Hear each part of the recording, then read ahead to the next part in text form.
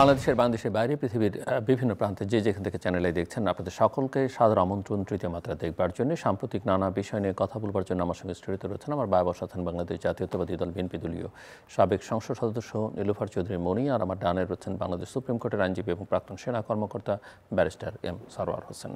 স্বাগত আপনাদের দুজনকেই। তৃতীয় মাত্রার গত কয়েকদিনের ঘটনাবলী, বিশেষ করে গোপালগঞ্জ, মিটফোর্ড এবং দেশের নানা প্রান্তে, এবং এগুলো কেন্দ্র করে বিভিন্ন রাজনৈতিক দলের বিভিন্ন সময় যে প্রতিক্রিয়া, সব মিলিয়ে বাংলাদেশের আগামী দিনের রাজনৈতিক গতি প্রকৃতি আসলে কি বুঝছেন আপনারা? কোথায় যাচ্ছে বাংলাদেশের রাজনীতি? নীলুফার চৌধুরী মনি।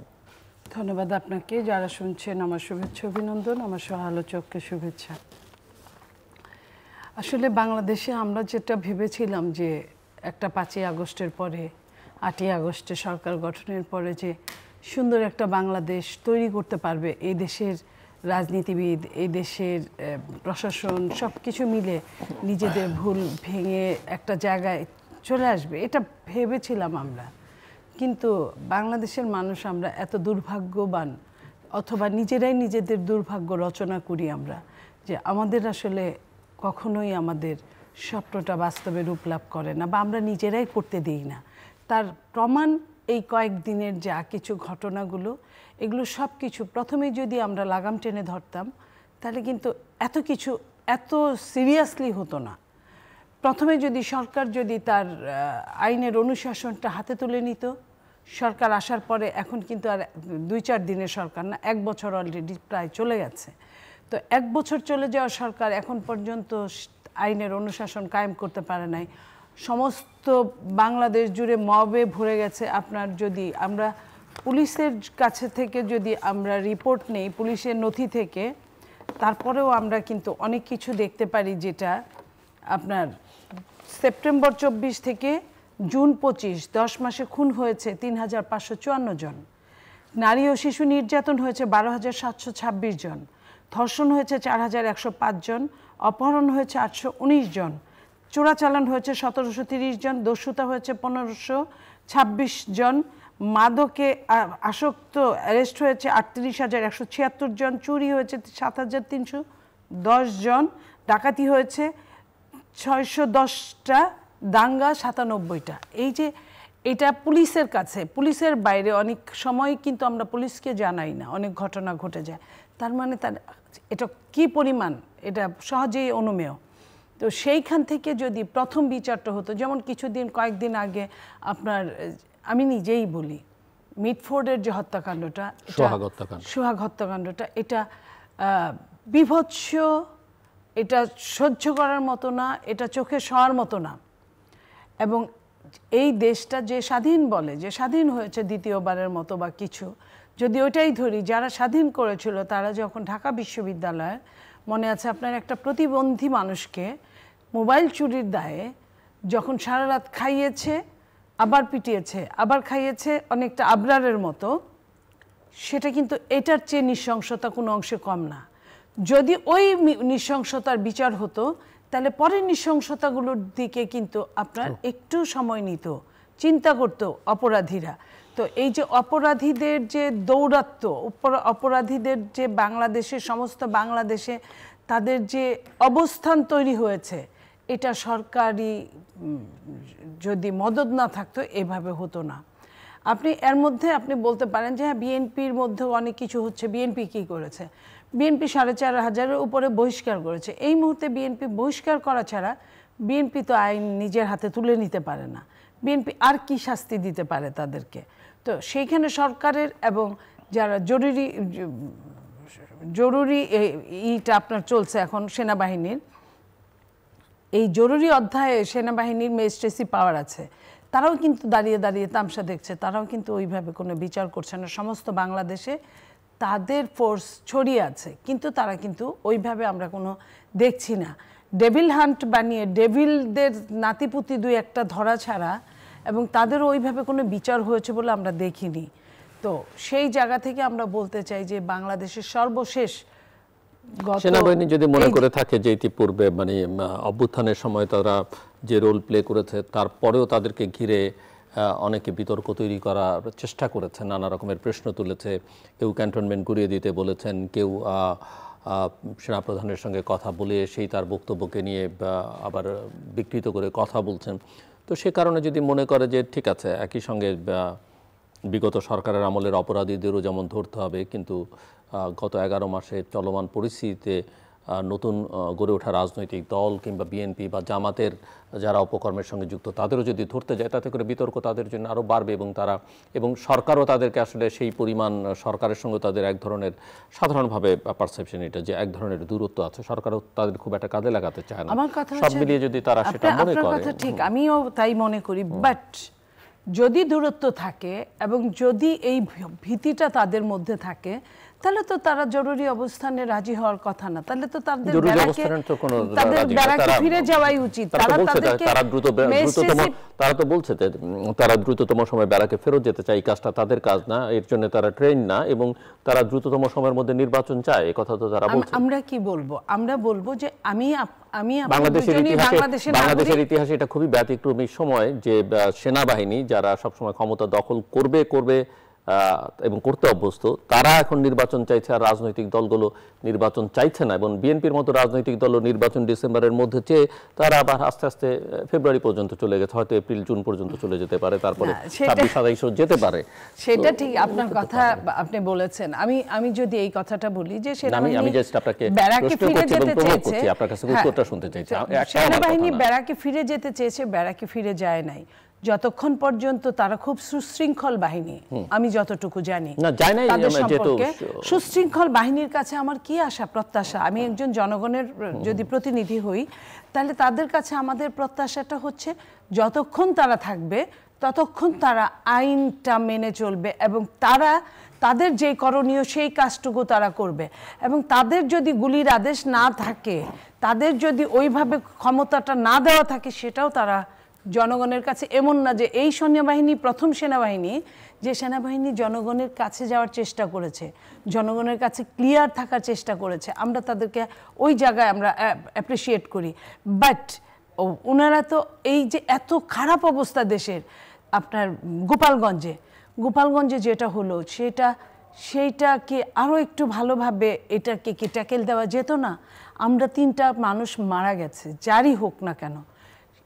এই 1 বছর পরে এই দুর্ঘটনা, স্বৈরাচার পতন, তারপরে 1 বছর পরে এই সুবিধাটা, এই যে এতগুলো মানুষকে জমায়েত করতে দেওয়া এবং জমায়েত করে তারা মার্চ করে আসা। আবার ধরেন আপনার যারা এনসিপি, তারা সমস্ত বাংলাদেশে একরকম, তারা কি বলেছে পদযাত্রা, আর গোপালগঞ্জে যাওয়ার ক্ষেত্রে তারা কিন্তু বলেছে আপনার route to march to Gopalganj. এই যে মার্চ টু গোপালগঞ্জ আর পদযাত্রার মধ্যে কিন্তু কিছুটা হলো পার্থক্য আছে। এই শব্দটা চেঞ্জ করার কারণটা কি? তারপরে আবার যে জেলায় গেল সেখানেও কিন্তু পদযাত্রায় থাকলো। তাহলে ওই জায়গাটা কি বিশেষ জায়গা হিসেবে বিশেষভাবে বাংলাদেশের মানুষ কি মনে করে? বাংলাদেশের প্রশাসন, বাংলাদেশের সমস্ত আপনার 3টা সেক্টর, আইন বিভাগ, শাসন বিভাগ এবং বিচার বিভাগ, তারা প্রত্যেকটা জেলার সাথে একই আচরণ করবে। জেলার সাথে তার বাংলাদেশের ভেতরে যদি থাকে, হ্যাঁ অন্যায়কারীকে প্রতিহত করবে, কিন্তু অন্যায়কারী তো একদিনে এটা হয় না। এটার চুলচেরা যদি হিসাবটা করতো তাহলে কিন্তু এই অবস্থায় পড়তো না। সেইখানে আপনার এনসিপির একজন নেতা মাসুদ নাম, সে যখন বলেছে যে একটা জেলার অবস্থায় যারা ঠিক করতে পারে না, তারা 64টা জেলার নির্বাচন নিয়ে কিভাবে কাজ করবে, তার মানে কি এত কিছু বাদ দিয়ে কিন্তু নির্বাচনটাকে তারা তুলে নিয়ে আসছে। যে তারা যে নির্বাচনটা চায় না, এবং নির্বাচন না চাওয়ার জন্যই যে এই ঘটনাগুলো ঘটানোর জন্য বিভিন্ন হ্যান্ডসগুলো যে কাজ করছে, এটা তো বোঝাই যাচ্ছে। সেইখানে আপনি যেটা বললেন যে বিএনপি ডিসেম্বর থেকে ফেব্রুয়ারিতে গেল, ফেব্রুয়ারি থেকে এপ্রিলও হতে পারে। আমার কথা হলো যে বড় স্বার্থের জন্য ছোট ছোট স্বার্থ জলাঞ্জলি দেয় সবার হিসাবটা ওইভাবে করে। যে ডিসেম্বর বলেছিল, যখন একটা সরকার প্রধান যখন বিএনপিকে হয়তো বা ওইভাবেই বায়াস্ট করার চেষ্টা করেছে যে 2টা মাস, তো 2টা মাসে এমন কিছু হবে না, 12 মাসে যদি কিছু না হয়, আরও 6 মাসে যদি কিছু না হয়, তো 2টা মাসে, এবং সেটা যদি রোজার আগেই হয়, হয়তো সেই কারণে বিএনপি রাজি হয়েছিল। এবং বিএনপি নিশ্চুপ ছিল বেশ কিছুদিন আছে এখনো, যে হয়তো সরকার তার কথা রাখবে। বাট এটা কি বোঝা যায় যে গত কয়েক মাসে দিন যত গড়াচ্ছে বিএনপির বিরুদ্ধে প্রচারণা প্রপাগান্ডা এবং বিএনপির প্রতি মানুষের খানিকটা বিরক্তিও বাড়ছে? আমি আপনার সাথে আরো যোগ করতে চাই, প্রচারণা প্রপাগান্ডার এবং বাইরে এবং স্বাভাবিক বিরক্তিটাও ধরতে আমি হবে। বাইরে যেটা বলতে চাই, আমি বহু বছর রাজনীতি করে এই পর্যন্ত আসছি। আমার লাইফে আমি আমি একটা জিনিস রাজনীতির খুব পছন্দ করি, একদম শিল্প হিসেবে দেখি আমি স্লোগানকে। সেই স্লোগানে এত জঘন্য কথা আমি আমার লাইফে তো শুনিই না। আমি জানি না যে আমার আগে ব্রিটিশ শাসন, পাকিস্তান শাসন, এই সময় এত জঘন্য কোনো স্লোগান ছিল কিনা আমি জানি না। কাদের বিরুদ্ধে কাদের মুখে স্লোগান, কাদের বিরুদ্ধে স্লোগান? এই যে বিএনপির বিরুদ্ধে, বিএনপির, আপনি মনে করেন যখন একটা দেশে কোনো সমস্যা হয়, সমস্যা হলে সবচেয়ে প্রথমে যে সমস্যা তৈরি করে সে দায়ী, তারপরে যে সরকার থাকে সে দায়ী, কারণ ওই সরকারের সময় সরকার পারে নাই নিয়ন্ত্রণ করতে। সেইখানে যে দেশেই থাকে না, দেশেই নাই অনেক বছর, তাকে জঘন্যতরভাবে গালি দিবে, তাদের বডি ল্যাঙ্গুয়েজ নোংরা কথা বলবে, মুখ দিয়ে নোংরা কথা বলবে, এটা আমি কোনো দিন দেখি নাই। তো এই যে এই জায়গাটায় আপনার, আমি মনে করি বিএনপিও বুঝে, বিএনপিরও বুঝার কথা, কিন্তু বুঝে যে বিএনপি আওয়ামী লীগের সঙ্গে যেমন ওই যে 14তে নির্বাচনে না যাওয়ার পরে মানুষ বলেছিল 14তে নির্বাচনে গেলেই বিএনপি ক্ষমতায় আসতো, তারপরে 18তে গিয়ে প্রমাণ করে দিয়েছে আওয়ামী লীগ কী জিনিস। ঠিক তেমনি এই যে বুঝেও যে চুপ করে আছে, অনেক কিছু সহ্য করছে, আপনারা কথা বলছেন, অন্যরা কথা বলছে, আমি আপনারা মানে সাংবাদিক হিসেবে, একজন ইউটিউবার হিসেবে, একজন অ্যাঙ্কার হিসেবে, আমি সেই হিসেবে বলছি বিএনপি সহ্য করছে হয়তোবা এটা ক্লিয়ার কাট দেখানোর জন্য যে সর্বশেষ পর্যন্ত আমি চুপ করে থাকি, দেখি তারা কি করে। এই যে দেখি তারা কি করে, চুরি করে নিল দেখলাম, চোর বের হয়ে গেল দেখলাম, চোর চলে গেল দেখলাম, সেটা দেখার পরে আর কি থাকবে আমি জানি না। জি, ব্যারিস্টার সারোয়ার হোসেন। ধন্যবাদ জিলুর ভাই, ধন্যবাদ আজকের সহ-আলোচক। শুরুতেই আমি আপনাকে, আপনার টিমকে এবং চ্যানেল আইকে আন্তরিক অভিনন্দন জানাবো। What you have made Zillur ভাই, আপনার সামনেই বলা প্রয়োজন। Thank you. মরে গেলে সব কিছু ভালো কথা কে শুনবে? আপনার, you deserve to hear, probably you have made a world history, probably. আমি এখনও পরিপূর্ণ রিসার্চ করিনি। আপনি 2টি মাইলস্টোন সৃষ্টি করেছেন, হয়তো বাংলাদেশ বলে এটা ওয়ার্ল্ড মিডিয়া এখন পর্যন্ত আসেনি। ফার্স্ট অফ অল, আপনি 8,000+ আপনি এপিসোড করেছেন এবং 23 বছরে আপনি পদার্পণ করেছেন। You really deserves a big thanks, আপনার টিম এবং চ্যানেল আই কর্তৃপক্ষ। বুঝতে চাই লাভটা কি হলো? এবং লাভ একটাই হয়েছে যে তৃতীয় মাত্রা, মানে লাভ বলতে আমি আমার লাভ বা তৃতীয় মাত্রা লাভ বলছি না, আমি দেশের কি সেকেন্ড পার্লামেন্ট কল্যাণ করা গেল আর কি, দ্বিতীয় পার্লামেন্ট হিসেবে কাজ করেছে, অবশ্যই লাভ হয়েছে। আপনার এই যে আলোচনার ফোরাম, এই যে ডিবেটের ফোরাম, এটা ডেফিনেটলি ফ্যাসিস্ট পতনে সহযোগী ভূমিকা পালন করেছে। কিন্তু কতটা ফ্যাসিস্ট মুক্ত আমরা হতে পারলাম সেটাও তো একটা প্রশ্ন। এটা তো আপনার বিপ্লব পরবর্তী যে সিচুয়েশন, সেটা তো আরো বেশি চ্যালেঞ্জিং। আপনি অন্তত, আমি যতগুলো এপিসোড, কয়েক dozens, it will be more than 60 Times I believe, কোনোদিনও আমি যেটা বলতে চেয়েছি, যে পয়েন্টটা আমি বলার চেষ্টা করেছি, আপনি কখনই থামাননি এবং এডিটও করেননি। Thank you. সো এইটা, this is really a high professionalism. এবং আপনি যে গেস্ট সিলেক্ট করেন, কারো যারা স্টিগমাটাইজড, যারা controversial, almost you have avoided, 2-1 exception ব্যতীত, 2-1। So you have displayed a very high professional journalism. এটা এই ক্রেডিটটা আপনি এবং আপনার টিম এবং এই চ্যানেল আই কর্তৃপক্ষ এটা পাবে।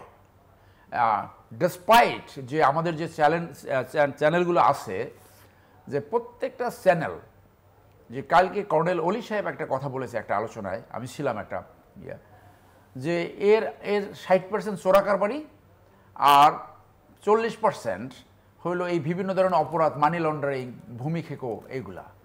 Maybe Channel i is a exception from that, people will assess on that. এখন আপনি আসেন যে বিপ্লব পরবর্তী সময়ে দেখা গেছে যে 60 to 70% বিপ্লব ফেল করেছে। বিপ্লব কেন হয়, গণ অভ্যুত্থান কেন হয়? কারণ রাষ্ট্র ব্যবস্থা যখন ডিসফাংশনাল হয়, যখন একটা ফেসিজম সৃষ্টি হয়, রাজনীতিতে দুইটি টানেল, দুইটি সিস্টেম প্যারালাল চড়ে। ফার্স্ট, সুশাসন, ন্যায় বিচার, গণতন্ত্র। এবং সুশাসন, ন্যায় বিচার, ন্যায্যতা, গণতন্ত্র ডে অন থেকে প্র্যাকটিস করতে হবে। এটা কম্পার্টমেন্টালাইজ করা যাবে না যে আমি 11 মাস বা এক বছর লুটপাট করব, যখন অন্যটা ফেজ আসবে তখন আমি সাধু হয়ে যাব, এটা সম্ভব না। তাহলে ডে অন থেকে সুশাসন, ন্যায় বিচার, আপনার দুর্নীতিমুক্ত সমাজ এবং যে গণতান্ত্রিক বিহেভিয়ার, সেইটা থাকলে টানেলের শেষে যেয়ে হবে কি আপনার পিসফুল ট্রানজিশন পাওয়ার, স্টেবিলিটি এবং দেশের একটা শান্তি, সমৃদ্ধি। আর কোনো রেজিম বা কোনো দল ক্ষমতা যাওয়ার সাথে সাথে যদি দুর্বৃত্তায়ন, অপশাসন, দুঃশাসনে লিপ্ত হয়, তারা পিছনে ফেরার আর কোনো রাস্তা থাকে না। সো ওই টানেলে যেতে যেতে আরও বেশি অপশাসন, আরও বেশি দুঃশাসন, শেষ পর্যন্ত ফ্যাসিস্ট, শেষ পর্যন্ত একদম চরম ফ্যাসিস্ট, এবং আলটিমেট কনসিকুয়েন্স হলো পতন। পৃথিবীতে এইটা ফ্রাউন থেকে শুরু করে শেখ হাসিনা অথবা বাশার আল আসাদ, যাকেই বলে না কেন, সবার ক্ষেত্রে প্রযোজ্য। তার মানে একবার যদি কেউ এই অপশাসন, দুঃশাসনে ঢুকে, সেখান থেকে পতন ব্যতীত কেউ রক্ষা পায় না। সেটা তো হলো, কিন্তু তারপরে কি হলো এবং গত কয়েক সপ্তাহে যা হচ্ছে সেটা সেই জায়গায় বলি। এখন এই পরবর্তী ফেজটা যখন পতন ঘটে, এই পরবর্তী ফেজটা আরও বেশি চ্যালেঞ্জিং। এইখানে ম্যানেজমেন্টে আমি অনেকবার বলেছি, যুদ্ধ উত্তর অথবা বিপ্লব উত্তর যারা সাকসেসফুল হয়েছে, most of them are war hero. কারণ তারা জানে ক্রাইসিস ম্যানেজমেন্ট কীভাবে করতে হয়, কীভাবে লিড করতে হয়, কীভাবে ভালো খারাপের বিরুদ্ধে থেকে। আজকে এখানে প্রোক্লেমেশন করে কোর্ট মার্শালের মাধ্যমে আপনার 100 ট্রাইব্যুনাল করে এই যারা গণহত্যা ঘটিয়েছে তাদেরকে বিচার করা যেত। একটা বিচার তো কার্যকরী হয় না। এবং I have all the doubts, যারা গণহত্যা করেছে তাদের একটারও বিচার হবে কিনা, সেইটার লক্ষণ হইল এই গোপালগঞ্জ।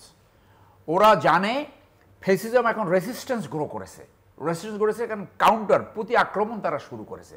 সেইটা লঞ্চিং শুরু হয়েছে গোপালগঞ্জ থেকে। ভুলটা কে করলো? ভুলটা করলো এই ছাত্ররা অনেক বেশি প্রভাব বিস্তার করছে সরকার গঠনে। যাকে সরকারের হেড করেছে উনি একজন ইকোনমিস্ট, ওয়ার্ল্ড ব্র্যান্ড, কিন্তু উনি শাসক নয়।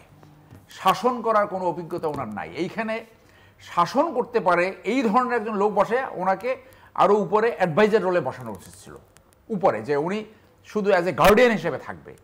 যার জন্য এই যে অনেকবার বলেছি জিল্লুর ভাই, যে উপদেষ্টা মণ্ডলী গঠন করা হয়েছে, দে আর আনএবল টু ডেলিভার, তাদের পক্ষে ডেলিভার সম্ভব নয়। বাদে তারা হয়তো ওইভাবে অ্যাজ এ টিম কাজ করতে পারে নাই। আপনি দেখেন যে ভিজিবল কোনো কিছু তারা এখন পর্যন্ত দেখাতে পারে নাই। দুই একটা উদাহরণ আছে ভালো বলা যায়। বিচারালয় এমন মামলা জট বেঁধেছে, এবং আপনি দেখেন যে প্রথম যে বিচারক নিয়োগ করেছিল সেটি নিয়ে অনেক কন্ট্রোভার্সি হয়েছে। এখন আর একটা ফেস বিচারক নিয়োগ হবে। আমি আশা করি এইটা বাংলাদেশে একটা উদাহরণ সৃষ্টি হবে। কিন্তু এইখানে রাজনৈতিক দলগুলা অবৈধভাবে প্রভাব বিস্তার করার চেষ্টা করে, আমার নলেজে আছে। তারা বলে এই আমার লোক, এই অমুক লোক, অমুক দল যারা ক্ষমতা আসতে চায়, অথবা যারা অন্য অন্য কম্পিটিং দলগুলা, তারা এইটাকে তার ক্ষুদ্র রাজনৈতিক স্বার্থর একটা চাপ সৃষ্টি করার একটা অবস্থা সৃষ্টি করে। অথচ এই প্রথম আইনের মাধ্যমে আপনার বিচারপতি নিয়োগ হতে যাচ্ছে, এবং শুধুমাত্র ক্রাইটেরিয়া ফুলফিল করলে কোয়ালিটি বিচারক যাতে আসতে পারে সেইটা আমরা দেখব বলে আমরা আশা করি। পুলিশ ডিসফাংশনাল, পৃথিবীর ইতিহাসে আপনি দেখেন নাই যে পুরো একটা পুলিশ ফোর্স এইভাবে পালিয়ে যায়। এবং সেই যারা যাদের কোনো মোরালিটি নাই, মোরাল হারিয়েছে, পেশাগত কোনো কোয়ালিটি নাই, তাদেরকে দিয়ে আপনি পুলিশিং করবেন কিভাবে? পুলিশিং তো রাষ্ট্রের সবচেয়ে বড় দায়িত্ব।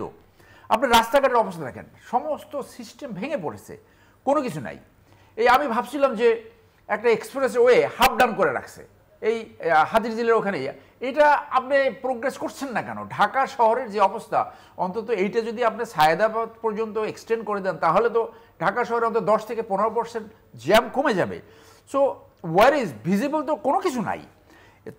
তাহলে কি হলো, এই যাদের অভিজ্ঞতা নাই, আপনি পতন ঘটাবার ভ্যানগার্ড হিসেবে কাজ করেছেন, পিছনে বাকি সবারই কম বেশি কন্ট্রিবিউশন আছে।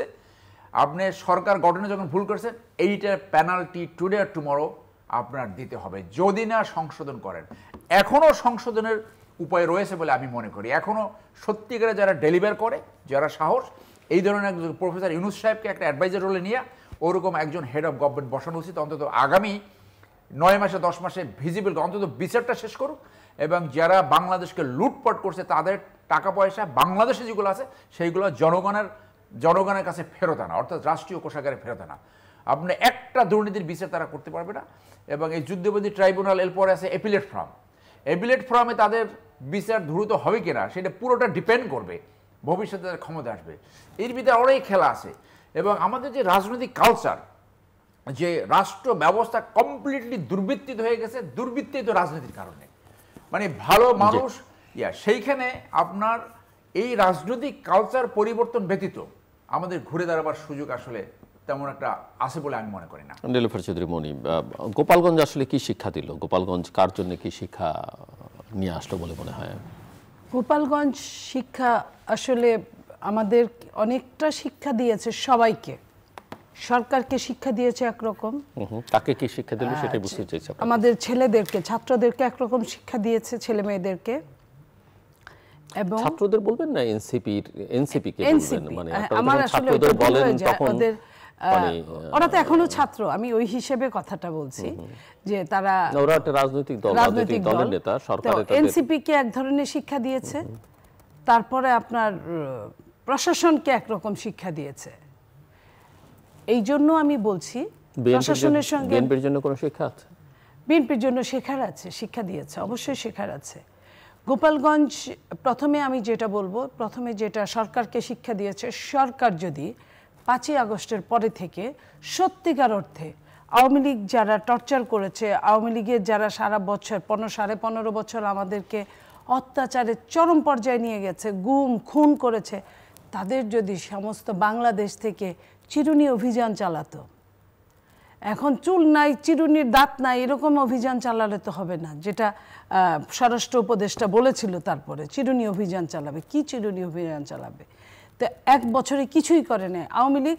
কিছু আওয়ামী লীগকে পালিয়ে যেতে সহায়তা করেছে, আর কিছু মানে 1% আওয়ামী লীগও তারা অ্যারেস্ট করে নাই, তো তাদের বিচারের আওতায় আনে নাই, তাদের অন্যায়ভাবে উপার্জিত সহায় সম্পত্তি ক্রোক করে নাই, যে কারণে আপনার তারা নিজেদেরকে একখানে বলিষ্ঠভাবে গোপালগঞ্জে তারা ঠাঁই নিয়েছে। সমস্ত বাংলাদেশে শুনি আমি, কথিত আছে যে সমস্ত বাংলাদেশের যত সন্ত্রাসীরা আওয়ামী লীগের, তারাও গোপালগঞ্জে ঠাঁই নিয়েছে। আর এমনিও তো গোপালগঞ্জে এই যে ইতিহাস যেটা বলে, শহীদ প্রেসিডেন্ট জিয়াউর রহমানের সময় গোপালগঞ্জে এই ধরনের একটা ঘটনা ঘটেছিল, এরশাদের সময় এই ধরনের একটা ঘটনা ঘটেছিল, এবং এই সরকার চেঞ্জ হওয়ার পরে, এই সরকার আসার পরেও বিএনপির যখন স্বেচ্ছাসেবক দলের প্রেসিডেন্ট যখন গোপালগঞ্জে যাচ্ছিলেন, যে কিনা শেখ হাসিনার সঙ্গে বরাবরই নির্বাচন করতেন, সে যখন যাচ্ছিলেন তখন ওইখানে তারা যে অ্যাটাকটা করেছিল, সেই অ্যাটাকে কিন্তু একজন মানুষ মারা গেছে, এবং নারীদেরকেও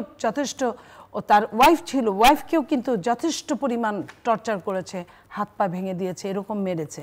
তো সেইখান থেকে তাদের শেখার ছিল, তারা শিখে নাই। এবং এই জন্য সরকারের একটা মেসেজ, এটা গেল সরকারের মেসেজ। সেকেন্ড মেসেজ, এই এনসিপির এত বেশি অহংকার হয়ে গিয়েছিল, এত বেশি, এবং তারা এত ধরাকে সরা জ্ঞান করছে এখন পর্যন্ত।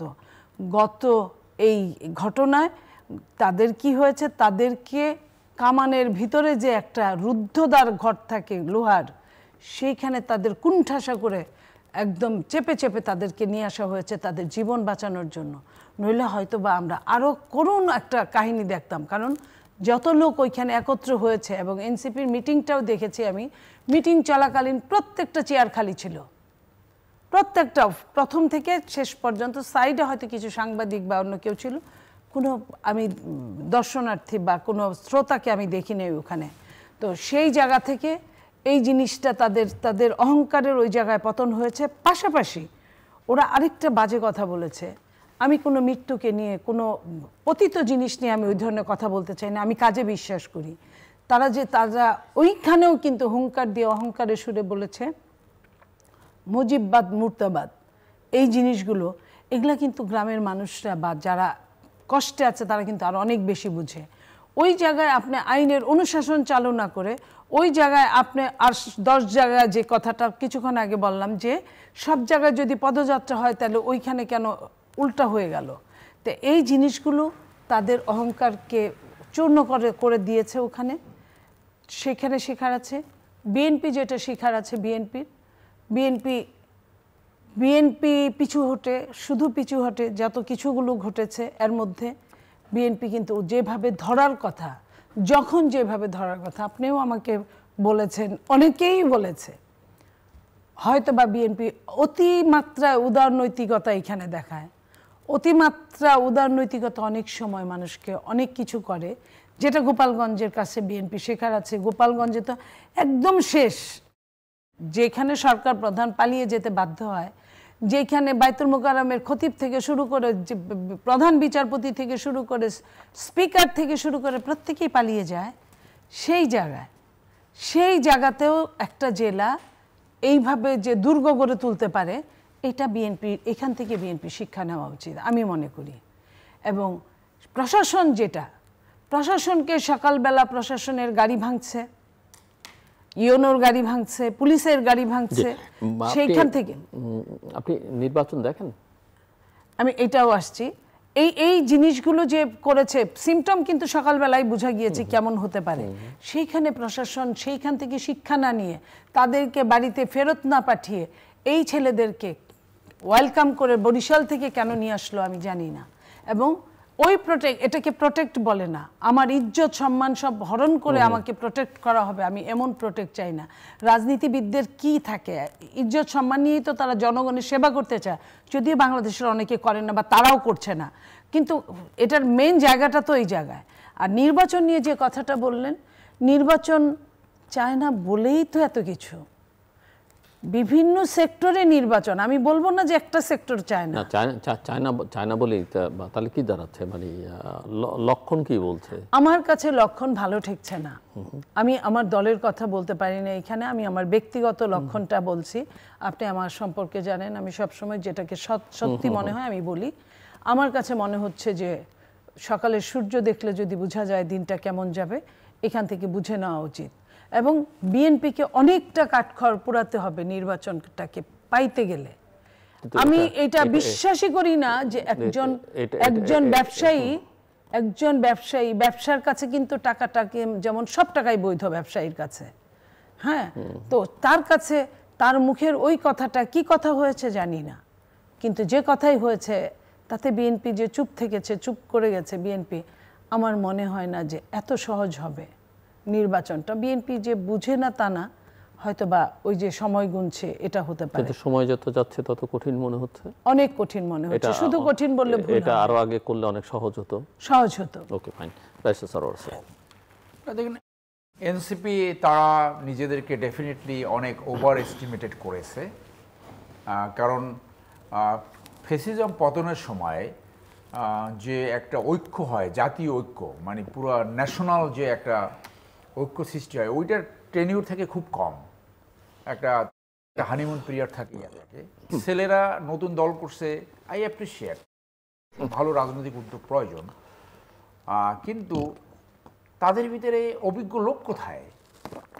তারা তো দেখি নেই যে অন্য কোনো ভালো মানুষকে তাদের এইখানে এই ছাত্র এরা ব্যতীত অন্য কাউকে তারা পারছে, কোনো তো দেখি নেই যে এই দলে একজন ওয়ালব্রান্ড, একজন মিলিটারি অফিসার, শিক্ষক, ডক্টরেট, অথবা ভালো একজন ব্যবসায়ী, ভালো একজন ব্যাংকার, কাউকেই তো আনতে পারে নাই তারা। সো তাদের অভিজ্ঞতা অত্যন্ত কম, তারা পৃথিবীতে অনেক কিছু দেখেনি।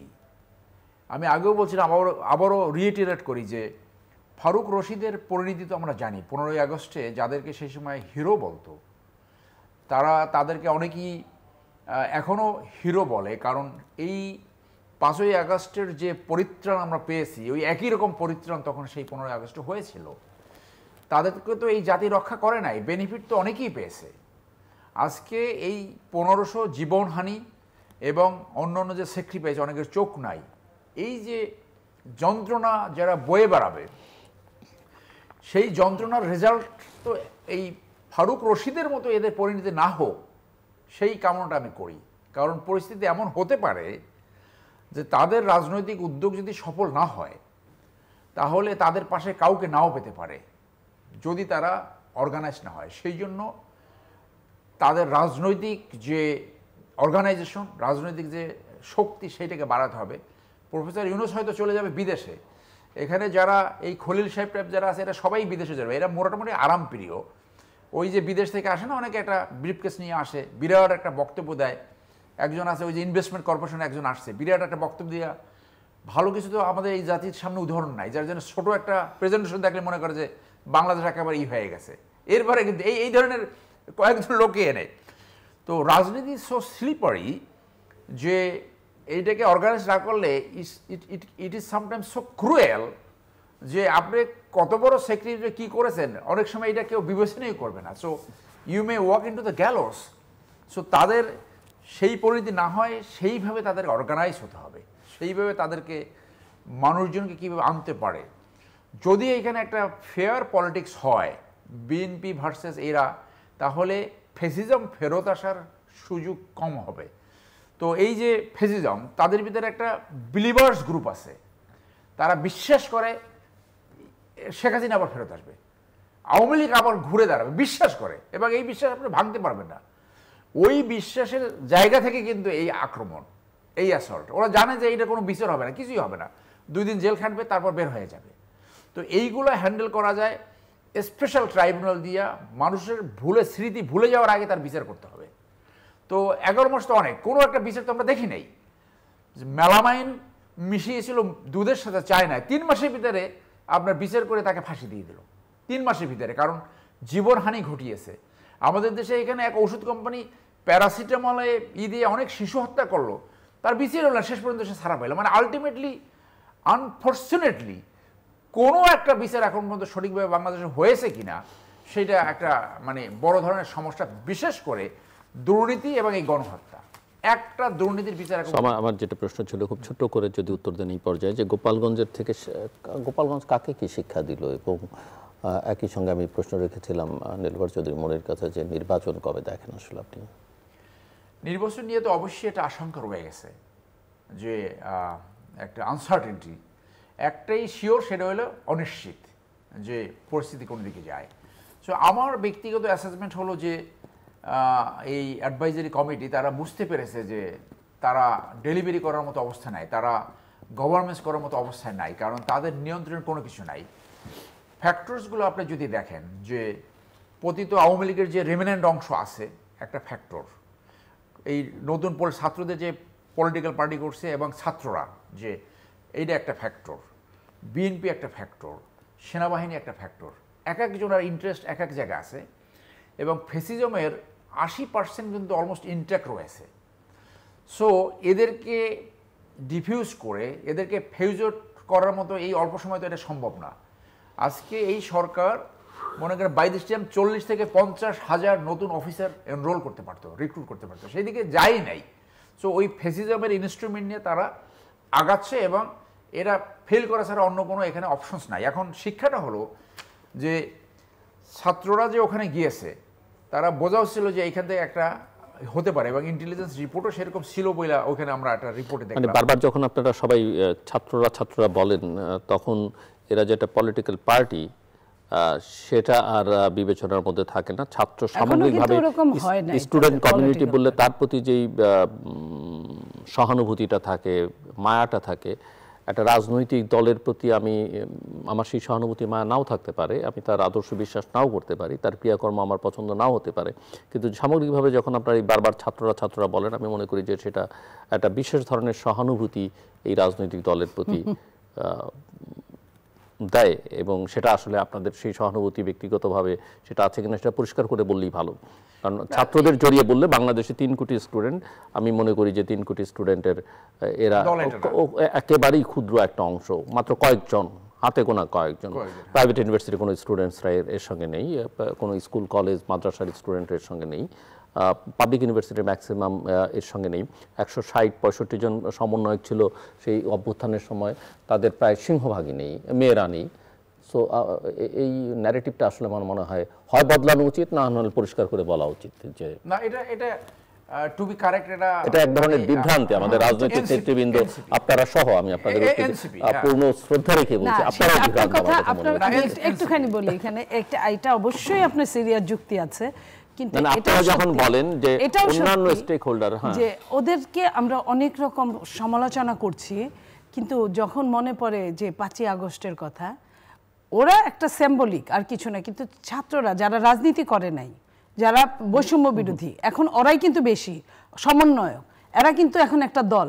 আমাদের এই জায়গাটা একটা ভুল হয়েছে, কিন্তু ও ছাত্ররা তারাই সামনের কাতারে ছিল। আমরা আসলে কথা বলতে গেলে ওটা চলে আসে, আর কিছু না। না, এই ছাত্রদের কর্তৃক আরও একটা দল হয়েছিল, আমরা খবরে দেখেছি। সো এটা ওই স্টুডেন্ট লেট এনসিপি আর কি পোর্শন, একটা অংশ যারাই করছে। সমস্ত ছাত্রদেরকে মিন করা হয় না, ছাত্ররা বলতে এনসিপি মিন করা হয় আসলে, ওটা ছাত্ররা মুখে চলে আসে অনেক সময়। সো তারা দেখেন যে তাদের ওই অ্যাসেসমেন্ট নাই যে এখানে আসলে যে একটা হামলা হতে পারে, তো সেটা নাই। এবং এখানে তারা যে এক ধরনের প্রভোকেশন করেছে যে মার্চ টু গোপালগঞ্জ অথবা 32 ঘুরিয়ে দিয়েছে, আপনার ওইটা ঘুরিয়ে দেবে, যে এইখানে এক ধরনের প্রতিবাদ হতে পারে, একটা সেটা তো সোশ্যাল মিডিয়াতে ছিল যে টুঙ্গিপাড়ার সমাধিস্থল ঘুরিয়ে দেওয়া হবে, তাদের যে ওভার এস্টিমেশন যে সেটা এখানে ব্যর্থ হয়েছে। সো এই জন্য তারা কিন্তু অনস বিটেন টুয়াইস শাই, ভবিষ্যতে কিন্তু আরও কেয়ারফুল হবে।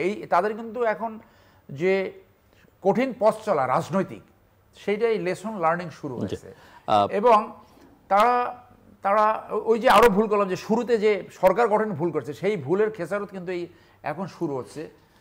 লেসন আপনি করেন। এবং আরেকটা লেসন হলো যে আমাদের রাজনীতি যে সন্ত্রাস নির্ভর, ভায়োলেন্স নির্ভর, সেইটা আমি বাংলাদেশে একটা জায়গায় যাব, আমার বক্তব্য দিব, সেইটা আমি দিতে পারছি না, সেখানে হামলা হয়। এবং যাদের এই হামলা ঠেকাবার কথা, নিজের সংগঠন প্লাস প্রশাসন, তারাও সেই ধরনের পুলিশ সেরকম ভূমিকা পালন করে নাই। এপিসিতে উঠে তারা পারিয়েছে আর্মার্ড পিয়ার্সিং ভেহিকেল, সেটা ডেফিনেটলি একটা সমালোচনা সৃষ্টি করেছে যে আপনার ওই সাংগঠনিক শক্তি নাই।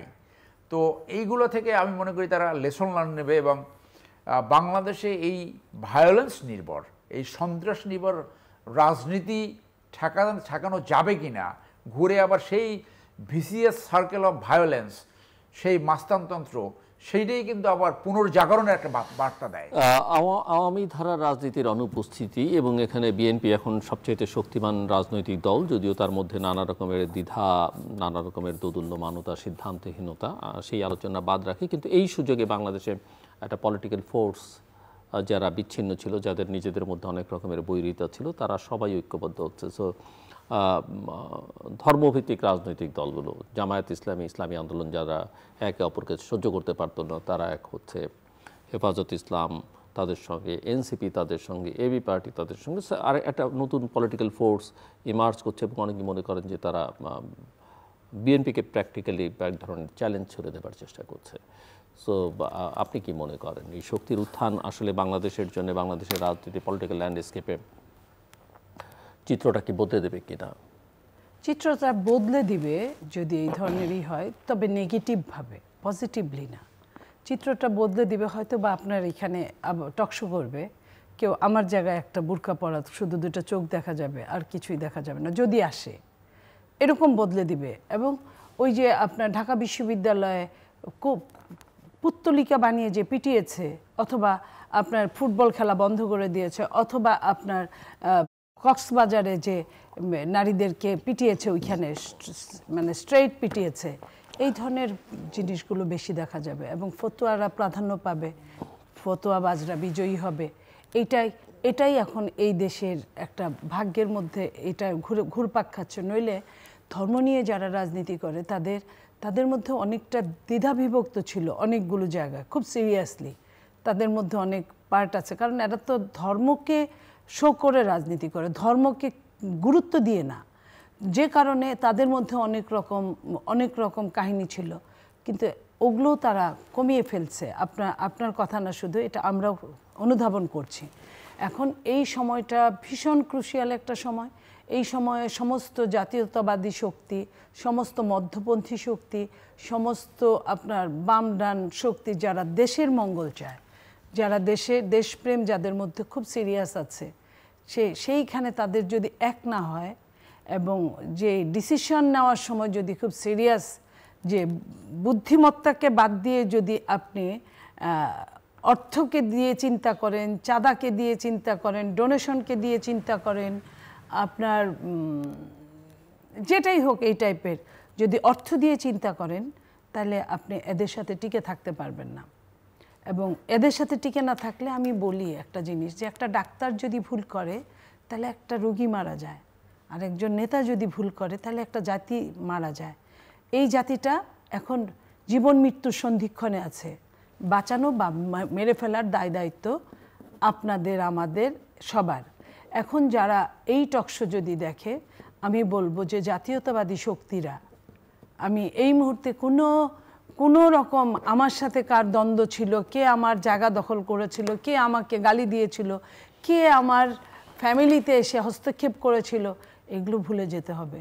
রাষ্ট্রের প্রয়োজনে, জাতির প্রয়োজনে, জাতিসত্তার প্রয়োজনে এটা যদি না ভুলে না যায় এবং এক যদি না হতে পারে, আমি জানি না যে কতদিন আমাদের সন্তানরা, তাদের সন্তানরা আমাদেরকে অভিসম্পাত করবে। পৃথিবীতে কেউ সারা জীবন থাকে না, আমরা একদিন চলে যাব। কিন্তু আজকে যেমন দেখেন, আজকে আমাদেরকে আপনারা গালি দিচ্ছেন, সেনাবাহিনীও গালি শুনছে, প্রশাসন গালি শুনছে, প্রত্যেকটা, কেউ কিন্তু কাউকে বিশ্বাস করছে না। বিশ্বাসের জায়গাটা এখানে নাই। এবং বিশ্বাস না করার পাশাপাশি আপনার স্লোগান যখন বিকৃত হয়ে যাচ্ছে, এই স্লোগান থেকে বোঝা যায় আপনার রাগ আমার উপর কতটুকু, আপনি চান্স পাইলে আমাকে কি করবেন, যে কোনো মূল্যে আমাকে ক্ষমতা নিতে হবে, যে কোনো মূল্যে আপনাকে প্রতিহত করতে হবে।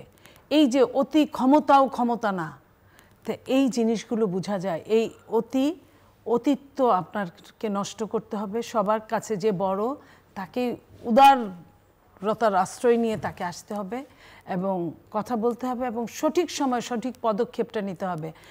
আমরা ভুলের মধ্যেই দাঁড়িয়ে আছি, ভুল থেকে আমাদের শুদ্ধের ওখানে যেতে হবে। সেটা যদি আমরা না যেয়ে আরও ভুল করি, তাহলে ওই যে কথাটা বললেন, তাদের দৌরাত্ম্য বৃদ্ধি পাবে, ধর্ম নিয়ে রাজনীতিটা চরমভাবে বৃদ্ধি পাবে।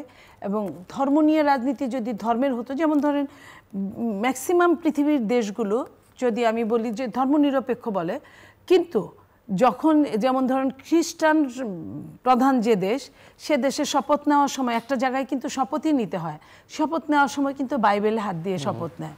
মুসলিম প্রধান দেশ কুরআন শরীফের উপর হাত দিয়েই শপথ নেয়। সো কোনো না কোনো জায়গায় কিন্তু আমি ধর্মকে আশ্রয় করছি, সেটা এক জিনিস, আর আমি ধর্মকে বিকৃত করছি সেটা আরেক জিনিস। ধর্মকে যারা বিকৃত করতে চায় তাদেরকে যে কোনোভাবে বর্জন করার জন্য প্রত্যেকটা মানুষের, দেশপ্রেমিক, জাতিপ্রেমিক মানুষদেরকে এক কাতারে দাঁড়াতে হবে। এর বাইরে গেলে, একটুখানি গেলে সবাই মিলে আমরা তলিয়ে যাব এবং অতল গহ্বরে তলিয়ে যাব। এই জায়গাটাই আমাদের বিবেচনা করতে হবে। ওই যে পুরোটাই হলো লিডারশিপ টেস্ট। ওই একটা বই যেটা আছে যে হোয়াই নেশনস ফেল, দুইজন রাইটার রিসার্চ করে দেখিয়েছে যে জাতি রিসোর্স কম থাকার কারণে ফেল করে না, শিক্ষার হার কম থাকার জন্য ফেল করে না, ফেল করে লিডারশিপ ক্রাইসিসের জন্য এবং করাপশনের জন্য। লিডারশিপ ক্রাইসিস যখন হয় তখন করাপশন হয়, আপনার ক্রোনি ক্যাপিটালিজম হয়, পরিবারতান্ত্রিক ধনতন্ত্র অনেক বেড়ে যায়। যেমন এই পতিত শেখ হাসিনার পরিবারের, তাদের ধনতন্ত্র এমন বেড়ে গেছিলো, এদের টাকা পয়সার কোনো কিছু ছিল না। এবং আমরা দেখেছি যে যখন দেখছে পতন হবে, তখন মেসেজ দিয়েছে তোমরা সব পালিয়ে যাও। আমাদেরও এমন একটা উদ্বোধন হলো যে একটা মানে সত্যিকার অর্থে যে বড় যে মানি লন্ডারিং এবং যারা অপরাধ করেছে তাদের একজনকেও গ্রেপ্তার করা গেল না। মানে ভিতরে ভিতরে কেমন জানি একটা মানে একটা রিলেশনস এখনও মনে হয় আছে যে এই অন্তর্বর্তীকালে সরকার, তারাও বোধহয় একটা সম্পর্ক আছে যে কারে ধরবে কারে না ধরবে, ধরে আনলেন কারে, কয়েকজন দুর্বৃত্তায়ন রাজনীতিবিদ ধরা পড়ছে, এই আনিসুল হক, তারপরে আমির হোসেন আমু, এরকম কয়েকজন ধরে আসলে কারে, আরেকজন মমতাজকে। কিন্তু যারা আসলে মানে সত্যিকারে এই আমাদের ডিসফাংশনাল সৃষ্টি করেছে, এই ফেসিজম সৃষ্টি করেছে, আসল অ্যাক্টর একজন আপনি ধরতে পারলেন না। এটা তো একটা ব্যর্থতা। আমি তো বারবার বলি ওই দায়িত্ব নিরূপণ করা দরকার যে আরাফাতের মতো লোক পালাই গেল কিভাবে, হাসান মাহমুদ পালাই গেল কি করে, এই কাউয়া কাদের পালাই গেল কি, নট অনলি কয়েকদিন অ্যারেস্ট ছিল, দেখাইছে টেলিভিশনে, তারপর কিভাবে গেল, এটা দায়িত্ব তো নিরূপণ হচ্ছে না। তো এই দায়িত্ব আপনি তার মানে পারছেন না কাউকে, আপনি ওই যে অ্যাকশন, যে বিপ্লবোত্তর যে রাষ্ট্রীয় ব্যবস্থাপনা, সেইখানে আপনি যেতেই পারেননি। একটি ধারণা রয়েছে যে এই বড় দলগুলোর ব্যর্থতার কারণে একটা ধর্মভিত্তিক রাজনীতি সামনে আসতে পারে, এ ধারণাটা অনেক দিন থেকে কিন্তু সামনে আসছে। সেইটা কিন্তু একটা রিয়েলিটির দিকে যাচ্ছে বলে অ্যাপারেন্ট, কারণ একই মঞ্চে কিন্তু তারা আসছে, যারা একজন আরেকজনকে গালি দিত, একজন আরেকজনকে কাফের বলতো, অমুসলিম বলতো, তারা কিন্তু এক জায়গায় আসছে। এবং এই আশাটাই যে বাংলাদেশ কি তাহলে ওই তালেবান টাইপ হবে, তালেবান পজিটিভলি যদি দেখতে পারেন, নেগেটিভলি দেখতে পারেন, তাহলে ওই দিকে যাচ্ছে। সে যেটা বোরকা পইরা শুধু চোখ দুইটা দেখাবে, অর্থাৎ একটা রেডিক্যালাইজেশন যদি হয়, আমি মনে করি বাংলাদেশের মানুষ এটা গ্রহণ করবে না। বাংলাদেশের মানুষ মুসলমান হলে তারা ওই হিন্দুদের কীর্তনেও যায়, ওই পূজাও যায়, তারা সম্প্রীতি পছন্দ করে। আমার গ্রামের বাড়ি উল্টো দিকে পুরো হিন্দু, আমরা ছোটোকাল থেকে ওদের পূজা পর্বণে যেতাম, তারা আসতো, যার ধর্ম সে পালন করবে। এবং এইটি হলো আমাদের কালচার, এইটি হলো আমাদের সংস্কৃতি, এইটি হলো আমাদের সম্প্রীতি। সেই জায়গাটা হয়তো ভেঙে পড়তে পারে। তাহলে এইটার পরিত্রাণ কোথায়? পরিত্রাণ হইল ওই প্রেসিডেন্ট জিয়ার রাজনীতি, leadership quality from the front. সেইটা কি, যে মাহাথির মোহাম্মদ প্রতিদিন অফিসে যেতেন নির্দিষ্ট টাইমের 5 মিনিট আগে, উনি যা কার্ড পাঞ্চ করে দেখাতেন, সে 9টা অফিস থাকলে 9টা বাজার 5 মিনিট আগে কার্ড পাঞ্চ করতেন। তো লিডার যদি 5 মিনিট আগে যায়, তাহলে বাকি কেউ কিন্তু লেট করার জেনুইন কারণ ছাড়া সুযোগ পায় না। এখন লিডার যদি ঘুমাইয়ে থাকে, সে যখন খুশি থাকবে, এটা একটা মানে টাইপ, তখন তো যে যার মতো মানে এক একটা দোকান খুলে বসবে, এক একটাই করবে। So leadership has to be from the front, সামনে থেকে উদাহরণ সৃষ্টি করে দেখাতে হবে যে আই ওয়ান্ট দিস। যে বলছিলাম জিলুর ভাই, যে দলগুলোর ভিতরে যদি চরিত্রবান মানুষকে সামনে আনে, সৎ মানুষকে সামনে আনে, সাহসী মানুষকে সামনে আনে, তাহলে ক্রিমিনালাইজেশন ইন দ্য পার্টি, দুর্বৃত্তায়ন 80% কমে যায়।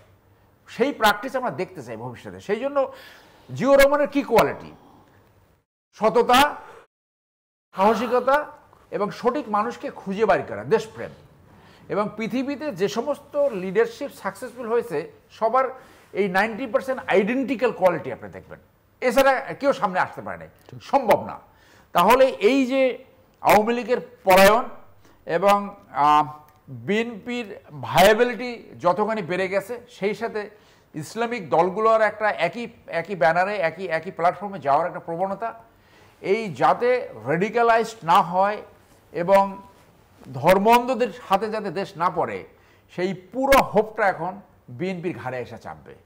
বিএনপিকে এখন দেখাতে হবে যে তারা সত্যিকারে লিডারশিপ কোয়ালিটি প্রদর্শন করে তারা ভালো মানুষকে সামনে আনতে পারে, এবং ওই জিআর পলিসি, আর কিছু না, ওই পলিসিটা সামনে আনতে পারে। আর যদি এইরকম যে কিছু হচ্ছে, যে দুর্ভাগ্য হলো সত্য, যে প্রত্যেকটা জেলায় 1 ডজন থেকে 2 ডজন চাঁদাবাজ সৃষ্টি হয়ে গেছে in the name of politics, এবং এরা অনেকেই বিএনপির সাথে জড়িত। আপনি যত ব্যাখ্যা দেন না কেন যে এরা আইসোলেশন, এটা মানুষ বিশ্বাস করে না।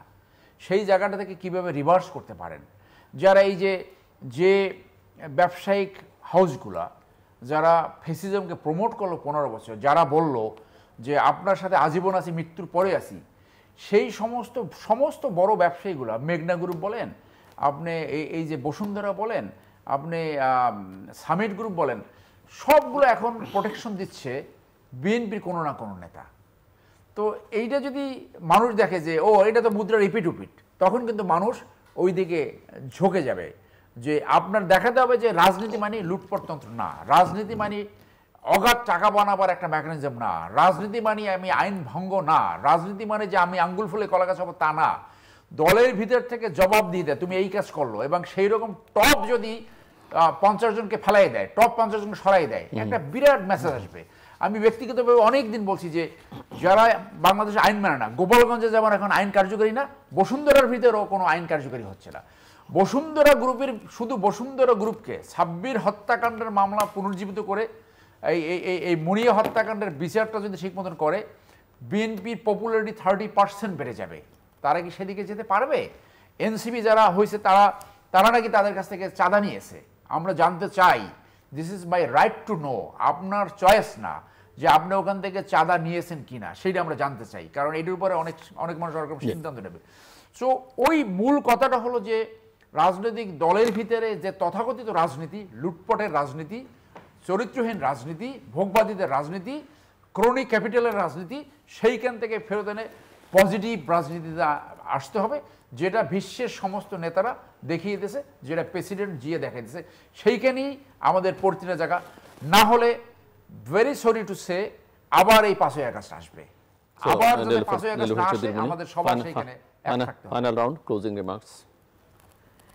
আমরা এত কিছুর পরেও আশা করি, বিশ্বাস করি বাংলাদেশের ভালো কিছু হোক, ভালো কিছু হবে, এবং সেই ভালো কিছু হওয়ার জন্য বাংলাদেশের লিডারশিপ, যে কথাটা সরার ভাই বললেন, নেতৃত্ব, তাদের ওই শুভবুদ্ধিটা উদয় হবে যে কাদেরকে প্রতিহত করলে দেশটা ভালো থাকবে। আমি আবার একটু প্রশ্নও জুড়ে দিই ক্লোজিং রিমার্কসের মধ্যে, যে এই প্রশ্ন আমি আগেও আপনাদের অনেককেই করেছি, যে আপনারা কি মনে করেন কিনা নির্বাচনে আপনারা দুজনই অনিশ্চয়তার কথা বলেছেন, উনি বলছেন অনিশ্চয়তা এখন নিশ্চয়তা হয়ে দাঁড়িয়েছে। নির্বাচন যদি হয়ও, বিশ্বাস করতে চাই বিএনপি যেমনটা বিশ্বাস করেছে, এবং যে কারণে ডিসেম্বর থেকে ফেব্রুয়ারিতেও গেছে,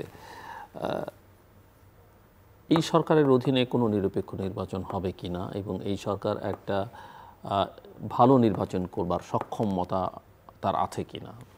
আমি মনে করি না এখন আর। আমি বাংলাদেশে গত 1 বছরে যা দেখেছি, যা দেখছি, সরকারের নিরপেক্ষতা যেখানে দেখছি, সরকার নিজেই তো কোনো দলকে এনিমি মনে করছে।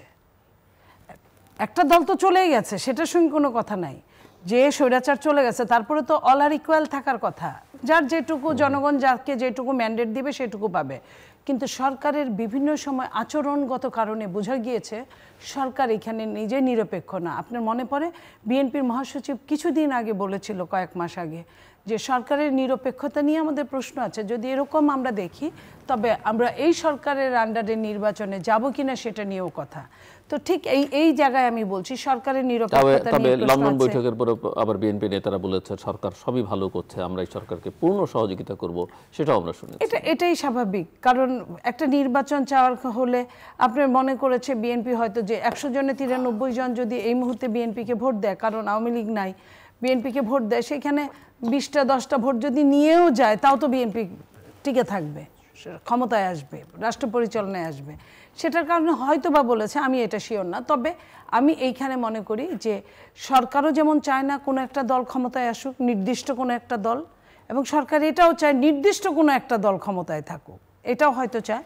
আবার নির্দিষ্ট কিছু কিছু দল, কয়েকটা দল যারা কখনোই স্বপ্নের মধ্যেও আসে না এই রাষ্ট্র সরাসরি শাসন করবে, কিন্তু তাদেরও এত বেশি ডিমান্ড হয়ে গেছে, তারা এখন মনে করে যে নির্বাচন যত পিছাবে তাদের তত লাভ, এবং বিএনপির যত কালিমা লিপ্ত করতে পারবে তত তাদের লাভ হবে এই টাইমটুকের মধ্যে। তারা মনে করে জনগণ হয়তো তাদেরকেই ভোট দিবে।